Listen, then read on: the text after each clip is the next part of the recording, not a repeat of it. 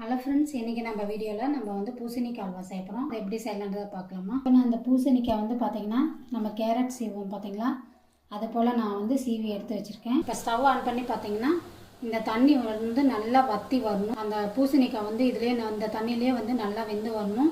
நடுவில் வந்து பார்த்திங்கன்னா நல்லா அந்த தண்ணி வந்து ட்ரை ஆகிற மாதிரி கலந்து கொடுத்துக்கோங்க. இப்போ வந்து பார்த்திங்கன்னா நம்ம பூசணிக்காய் நல்லா வெந்து பார்த்திங்கன்னா தண்ணி நல்லா இந்த அளவுக்கு வற்றி வந்துருச்சு. இந்த டைமில் நம்ம சர்க்கரை சேர்த்துக்குவோம். சர்க்கரை வந்து பார்த்திங்கன்னா நல்லா கரைஞ்சி இந்த தண்ணியெல்லாம் நல்லா வற்றி வரட்டும்.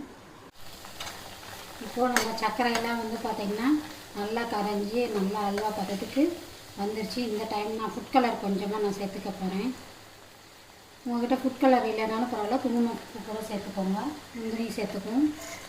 ஃப்ளேவருக்காக கொஞ்சமாக ஏலக்காய் அப்படியே கலந்து கொடுத்துக்கோங்க.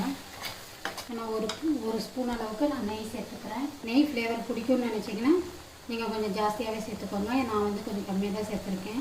நம்ம அல்வா வந்து பார்த்திங்கன்னா பூசணிக்காய் அல்வா செம்மையாக சூப்பராக ரெடி ஆயிடுச்சு. இது போல் நீங்களும் பூசணிக்காய் அல்வா செஞ்சு பார்த்துட்டு எனக்கு எப்படி இருக்குது அப்படின்றத உங்களுடைய ஃபீட்பேக் சொல்லுங்கள். தேங்க்யூ.